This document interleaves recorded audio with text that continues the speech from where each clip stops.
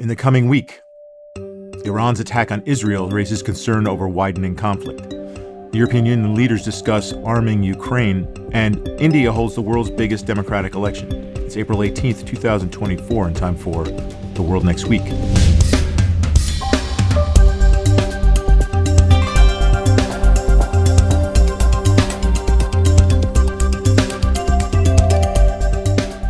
I'm Bob McMahon. And I'm Carl-Ann Robbins. Bob, let's start in the Middle East. Over the weekend, Iran launched 300 missiles and drones at Israel in what it said was a response to Israel's April 1st airstrike on an Iranian consulate building in Damascus that killed 7 Iranian military officers, 3 of them generals. And despite the size and intensity of this attack, it is remarkable no one in Israel was killed. One child, however, was seriously injured. The Israelis have strong air defenses, and the Iranians, who don't seem to want a direct war, gave plenty of advance warning for this. And leaders around the world are now warning of the risks of this thing spinning out of control and are calling for both countries to exercise restraint. How likely is that?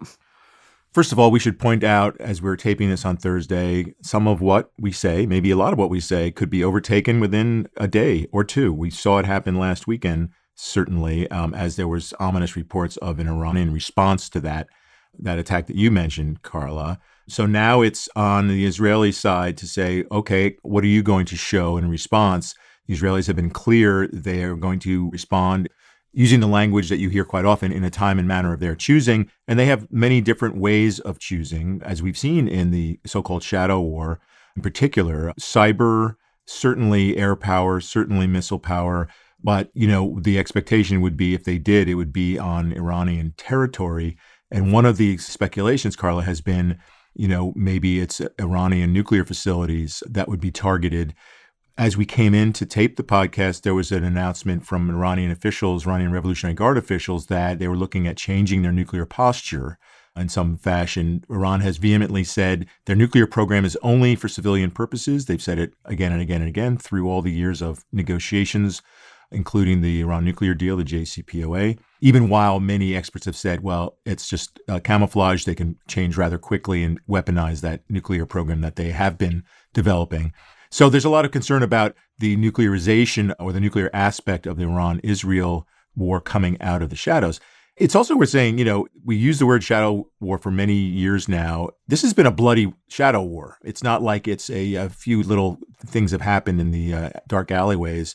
There have been some nasty attacks by Iranian proxies on Israeli positions, on U.S. positions for that matter, and vice versa. There's been effective cyber attacks that the Israelis have mounted. There have been assassinations that have been linked to Israel of Iranian nuclear scientists. So what could come next could be quite something. The Iranians made a statement with their attack, and the volume of it, again, more than 300 projectiles, certainly seems like it's going to provoke some response from Israel. Finally, I would say, Carla, the U.S. has said, there have been repeated reports about the U.S. saying there should not be a Israel attack on Iran, or words to that effect. But as our colleague Stephen Cook says, it seemed like more like a yellow light rather than a red light coming from the U.S. So that also remains to be seen, what the U.S. has been saying to the Israelis.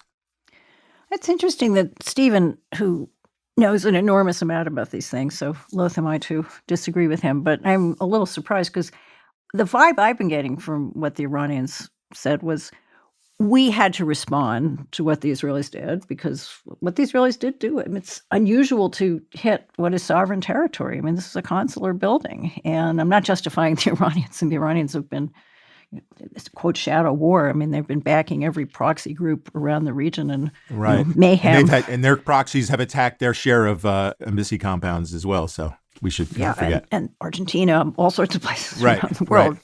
But that said, the Iranians telegraphed this.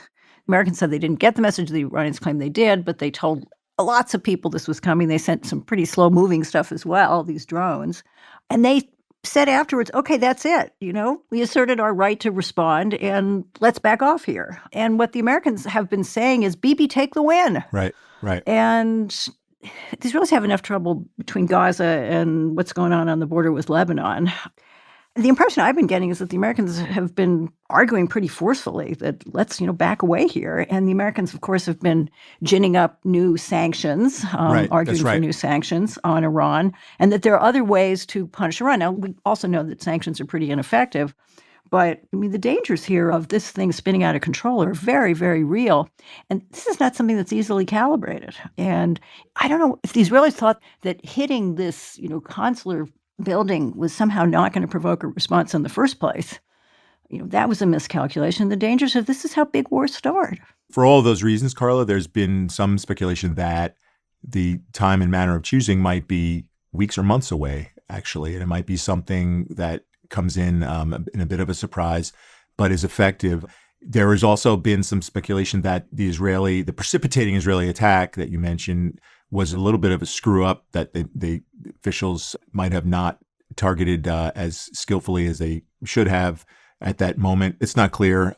As you say, the Iranians telegraphed the response. Again, 300 or so missiles, drones, and so forth is still a lot. But the Hezbollah proxy has more than 100,000 such missiles at their disposal. And while there has continued to be Israel versus Hezbollah attacks going on since the weekend and before and afterwards, it's not on the scale of what you might expect for a major ramp up. So we're going to be treading very carefully. The Middle East, has never been such a powder keg, or at least in recent years has not been such a powder keg. And so you're always kind of tentatively approaching each day or each kind of report of a new movement, as we did last weekend. But there is some indication, as you say, that perhaps its response is being put off a little bit. Diplomacy is going to ramp up. The U.S. is working with G7 partners on new sanctions. Sanctions is this term that is, has become a little bit amorphous as it relates to oil. A number of people have pointed out if you really wanted to go after Iranian sanctions, you go after the oil that's going to China, which is one of the primary now recipients of Iranian oil. And there's concerns about, what that could do to global oil markets, and that the U.S. has been hesitant to go full scale on an Iranian oil embargo of some sort. So just today, there was reports that Iranian's oil exports actually during the first quarter of 2024 reached a 6-year high, with most of it going to China. So it gives you a sense of where Iranian oil goes and what could be effective. But still in all, there is major diplomacy going on in the region with EU partners. We'll have to see if they can come up with some other way to try to squeeze Iran in this capacity. And then finally, the Iranian leadership, they're getting, from what we've seen, an interesting cross-section of feedback in that some of the sort of stage-managed street protests they're cheering, attacks on Israel. But there's also a bit of concern that they have taken away the pressure that Israel was facing on its Gaza war prosecution, and that, the pressure's a bit off. The Israelis have been victimized here, and that they are not facing the really mounting pressure to ease up on Gaza, let in humanitarian corridor, and move towards a ceasefire agreement that would bring some pause. It's not clear when that's going to happen at this point, and whether or not, what the leverage is to press for a ceasefire in the near future. Obviously, Israeli citizens want the hostages home. They want some sort of a deal that makes that happen. There are those that continue to pressure, and through international bodies, the cause of the Palestinians in Gaza. The U.S. is also continuing through various channels pressing for that. But this has taken the narrative, away from that quite a bit, and it's focused on Iran and what can be done to pressure Iran. I'm glad you brought that up. And just one final thought here, which is Iran's done the one thing that on the Bibi take the win concept here is that everybody was talking before this attack about how Bibi had alienated himself from the Europeans, from every Arab state that seemed to be cozying up to the Israelis finally, from even Joe Biden. Everybody was utterly furious about what he was doing in Gaza. And once this attack came, Israel was being defended militarily by American, British, Jordanian forces were even knocking these things down. And Saudi and UAE intelligence were sharing information with the Americans about the Iranian plans, which then the Americans shared with the Israelis. So you had this grand coalition helping the Israelis. And, this coalition is not going to hold together very long if Bibi lashes back again. I mean, this is the time for Bibi to take the win. We certainly will see what happens there. But, certainly we don't want this to spin out of control. And attention will shift back to Gaza, but right now, Yeah. Well, Carla, we're having discussions along a certain theme that will continue now, but we're going to go to Europe. EU leaders are meeting in Brussels as we speak in a special session with a focus that includes containing the war in the Middle East and arming Ukraine. Probably can be more effective on the latter. Those topics are supposed to continue in a ministerial level meeting next week. So what can the EU bring to bear? And there seems to be a lot of interesting developments on the Ukrainian aid front. So when we started planning the podcast, we thought we were going to be discussing next week's meeting of EU foreign and defense ministers, which is going to be important. But these times are so fraught that when EU leaders, the ministers' boss, convened in Brussels yesterday, Wednesday, and today, what they were supposed to be talking about was economic competitiveness and the future of the single market and financial integration, and things that they ended up talking about on Thursday. But a good part of the time was taken up with the dangers of escalation between Israel and Iran, what you were just talking about, and Ukraine's increasingly dire military situation. And on the Middle East, Europe's message is like the American message, Bibi, take the win. And interestingly, very little conversation about Gaza and, peace negotiations. A few of the countries, Ireland and Spain, are pushing for recognition of Palestine immediately and the idea of a peace conference, an international peace conference. But really, it is all focused on ways to de-escalate this. Some talk about more sanctions on Iranian drone and missile programs, but not particularly effective. Very little conversation about oil sanctions, as you said. But this has certainly diverted attention away from Gaza for now. Ukraine's president, he's everywhere. Zelensky, who has incredible instincts for these moments, spoke to the EU leaders virtually. And he tied these two conflicts together. He argued that his country needs and deserves the same level of allied protection that the Israelis got. And he said, here in Ukraine, in our part of Europe, unfortunately, we do not have this level of defense that we all saw in the Middle East a few days ago, when, thanks to the combined power of the Allies, they managed to shoot down almost all the missiles and drones that attacked Israel. And Bob, you probably remember that in the early days of the war, Zelensky was arguing that NATO set up a no-fly zone over Ukraine. Mm-hmm. And NATO said, well, we can't get directly involved. We can't shoot down Russian planes. That's going to be a direct war with a nuclear-armed state. We're not going to do this. And Zelensky's argument now is you don't have to shoot down the planes, but why can't you shoot down the missiles and the drones like you were doing with the Israelis? And, for the first time, and I've certainly been quite critical of the self-deterrence, but I, at the same time, have understood why we don't want to get into a face-to-face fight with the Russians. But the first time I thought, wow, that's really an interesting argument on Zelensky's part. Now, I see no sign that anybody's taking it up for now, but I think it really is an interesting argument that he was making. So we'll see whether that one has any legs. So how desperate is the situation in Ukraine? No one is sugarcoating it. We talked last week how the top U.S. commander in Europe warned that the Russians are soon going to hold a 10-1 advantage on artillery shells. Ukraine's commander-in-chief is now warning that the situation in the Eastern Front is significantly worsened. Ukrainian officials are warning that without more weapons, their second-largest city, Kharkiv, in eastern Ukraine, which the Russians have been pounding for weeks, could fall.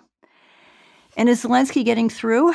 At this meeting, EU leaders have so far only come up with a generic commitment to, quote, urgently provide air defenses to Ukraine. But some countries are doing more. Germany said on Saturday that it's going to send another Patriot missile defense system to Ukraine, the third one that it's sending. And interestingly, the FT reported that Germany's foreign and defense minister have sent this really strongly worded letter to dozens of countries in NATO, as well as to the Gulf states and other countries, arguing that everybody should be sending more Patriot batteries to them. And you're seeing the Danish are behind it, the Norwegians are behind it. There's lots of countries that are out there basically trying to shame other countries into coming up with Patriots. And more than anything else, people are paying attention to what's going on in Washington now. And for the first time, there is a ray of hope. Speaker Mike Johnson has released 3 aid bills totaling, remember this number, $95 billion in aid, exactly what the Senate passed. He's broken it up into 3 bills, $60 billion for Ukraine, $26.4 for Israel, as well as the money for Taiwan. And he says he's planning a vote on Saturday. And we know he's taking a major risk for his speakership. But he seems determined to push this forward, and it looks like the Democrats are ready to not only vote for these bills, but even potentially save his speakership for the sake of this aid. So we're going to have to watch that space. No, it's a really interesting set of developments. When you hear what he is saying this week, it is far different than what he has said previously. It's kind of hedged language. He's coming right out and saying, look, Ukraine is facing an axis of evil, I think is the term he used, of Russia and China. He's very concerned about that, he said, better we send this aid over to them rather than our American soldiers, or just paraphrasing. But, he's putting this into a bigger conflict terms that we have not seen from House Republicans, certainly House Republican leadership, in a long time. And it echoes some of the Senate Republicans, we should say, but they have been rather muted or trying to, speak in a little bit of a vacant echo chamber on this. And now we're seeing a new set of marching orders potentially coming from the speaker.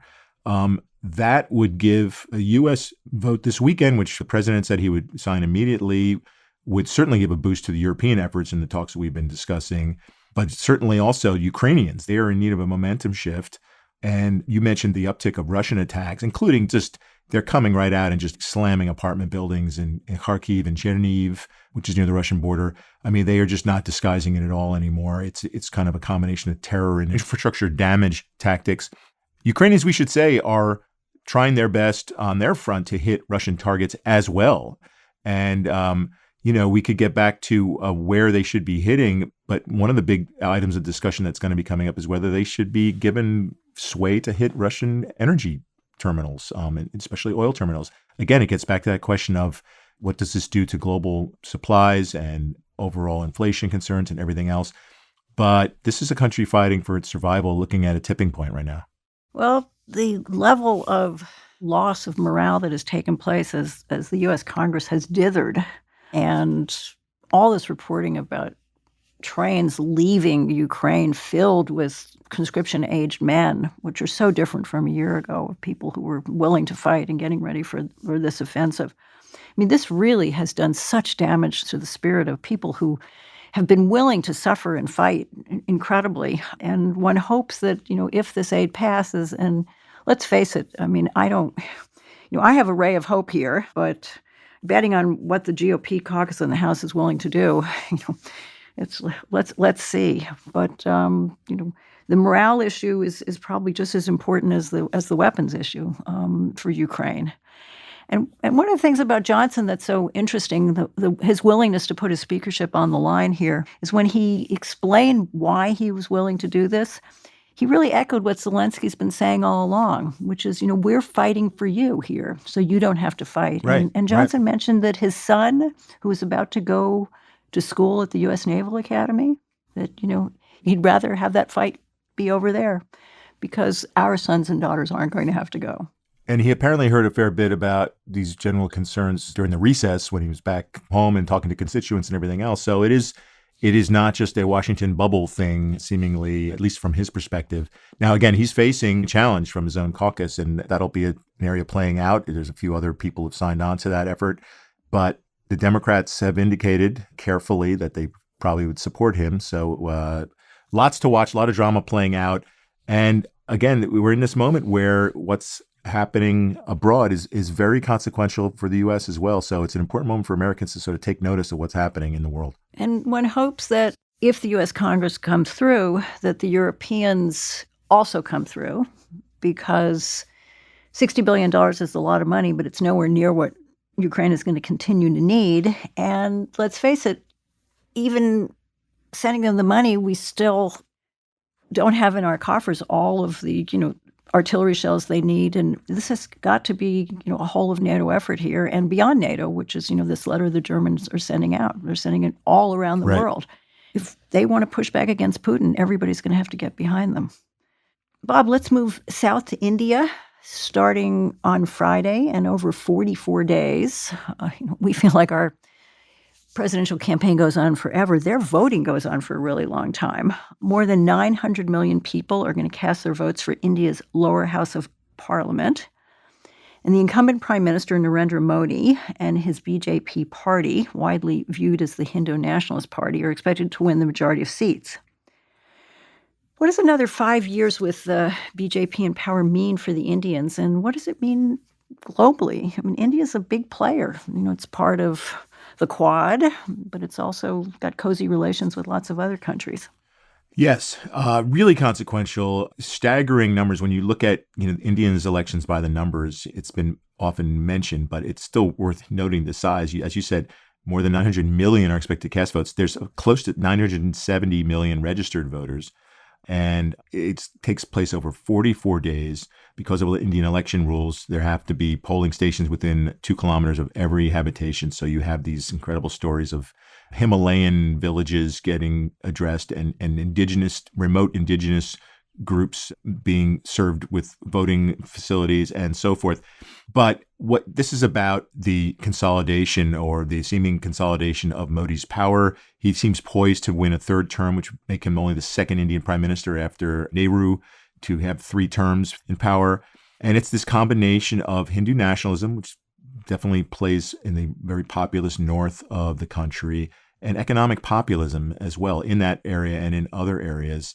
Those are very much on display. The sort of unofficial kickoff to this election season was earlier this year when Modi dedicated a Hindu temple in Ayodhya, which is a controversial site where a mosque had been torn down more than 30 years ago, because it has significance going back in time for practicing Hindus. And it was an obvious play for this Hindu majoritarian theme that we've seen again and again. Let's recall, after his sweeping re-election 5 years ago into power, one of Modi's earlier moves was to revoke the semi-autonomous status of Kashmir, the Muslim-majority Kashmir, which is a partition between India and Pakistan control zones. And that has been a concern, his ongoing, what's seen as a real crackdown targeted at Muslims, which is a large population. So it's 15% of India is Muslims, about 80% are Hindus. That 15% means it's something like 200 million people. And there is a lot of concern about them being disenfranchised, elbowed out of privileges and powers and so forth. There's certainly been concern about backsliding and democratic protections, including control of the press, seeking control of the judiciary. Basically a playbook that we've seen before, we've mentioned before in this podcast, whether it's the Erdogans of the world or the Orbans and so forth. There is a path to consolidating power, and it's controlling levers of messaging, communications, and places that independent power are exercised. Now, the election itself, though, by many accounts, looks like it will be conducted properly. India has a very robust electoral infrastructure. And so it's not that we should be seeing, tampering and ballot stuffing and so forth, but it's the sort of the pressure to exclude or to try to minimize the voices of opposition figures. The main opposition party, which has been waning in recent years, is the Congress Party. They've faced threats, including investigations into tax improprieties and things like that, that have sought to muzzle them. And so there's a lot of concern that Modi is going to sweep into a 3rd term, with some questionable tactics, and that's going to tarnish things. Internationally, though, just to answer the second part of your question, Carla, India seems to still be on the ascent. They have had robust growth in recent years. They are, while not an ally, they are certainly a partner of the United States in a number of ways, while still incredibly maintaining very positive ties with Russia. They are a chief consumer of Russian crude oil. There's a fascinating piece in the recent Economist about how India's purchasing of Russian crude has had an incredible effect on global oil markets. It's also had an effect on India's economy. I mean, that's a classic case of Modi, in particular's pragmatism in terms of trying to deliver for Indians. He's keeping the government's ability to subsidize petrol, for example, and keeping prices down for rank and file Indians and being able to claim such, and maintaining a dialogue with Russia, one of its fellow BRICS members. It has this ongoing rivalry and competition, certainly border tensions with China, but still maintains lines of dialogue with China, and then sees itself as a voice for the global South, the so-called global South, which I still haven't seen a good description of, but it basically speaks to these countries not part of the, let's say, Western power structures that have a voice on global affairs. So we're going to see a Modi coming back by all appearances for a 3rd term, certainly energized globally. We'll have to see how divisive or how much of a message these elections send on other fronts within India itself. And we should say, while we mentioned the Hindu nationalism theme over and over again, India is a vast, diverse country. You cannot just sort of start to label it one thing because India can surprise. Well, he is On the national security and the inner global security front, he really is he's a wizard. It is an incredible thing and part of it is an Indian tradition, this sort of playing all sides while claiming to be neutral. The notion that you can be a member of the Quad, which is a clear security alliance, and at the same time you're a member of the BRICS, which was created as a counterbalance to the dominant North, is just a fascinating thing. And he has been, certainly the George W. Bush administration, violated the most fundamental notions of the NPT. India is not a signatory, but they sold them, quote, civilian nuclear material because they wanted to counterbalance with China. He's been playing it. He's a big country. He's, democracy in the sense that this will be a free vote, even though Freedom House only calls the country partly free for all the reasons you mentioned. He belongs to basically every club he wants to belong to and seems to exercise a lot of influence without ever committing loyalty to anybody but India. And that is a fascinating thing. Yeah, and, it's worth noting also, he does not come out of the dynastic politic structure that we're so used to in South Asia, especially in India and Pakistan. He's a self-made person who's basically fastened on to this Hindu nationalism theme, and it's been a huge contributor to his popularity and has allowed him to stride confidently in so many different ways. Again, he does have to navigate some challenges domestically, but he seems to be really poised to charge ahead, and he's got a goal, or the BJP, I should say, has a goal of what's called Viksit Bharat 2047, which basically means developed nation by 2047, which, you think about where India has come from and what it's already done, and it doesn't seem that far-fetched, actually, if they stay on their current trajectory, even with their immense challenges. And finally, he manages to escape a huge amount of the criticism that a lot of other countries would, whether it's the suppression of the media that takes place there, the harassment of NGOs, and the regular violence that takes place against Muslims in India. The U.S. would be calling this out in a lot of other countries, and really, Modi he's everybody's favorite autocrat in the world's biggest democracy. Yeah, and we will see whether he comes through this election looking like a Supreme Democrat or more troublingly autocratic. Carla, we've talked our way into the audience figure of the week. That bell means listeners have voted this Tuesday and Wednesday at CFR_'s Instagram story. And our audience selected 1 as the figure, as in 1 degree centigrade, as in 1 degree centigrade bleaches coral reefs. Carla, what is going on and why did our audience pick this? Bleaching, and this is just really a tragedy of global warming. Bleaching of coral reefs happens when the water gets so warm that the coral gets stressed and it loses the algae that is its food and also is where it gets its color. And we are looking at a massive bleaching event in the next few weeks. The definition of a global bleaching event is based on the percentage of reefs undergoing bleaching in the 3 oceans where they live, and that's in the Pacific, the Atlantic, and Indian Ocean. At least 12% of those reefs must experience bleaching over a certain period of time. This is the 4th mass coral bleaching event since 1998, and according to Derek Manzello, an ecologist and head of the National Oceanic and Atmospheric Administration's Coral Reef Watch Program, right now more than 54% of the world's coral area has experienced bleaching level heat stress over the past year. 2023 was declared the hottest year on record. Now, coral can come back from this, but if the water stays too hot for too long, and that's what's been going on, it can also die off. So we'll have to see what happens in this. These reefs aren't just beautiful, they protect coastlines, and they're incredibly important ecosystems for some 25% of marine life. So this is one more reminder of the high cost of climate change.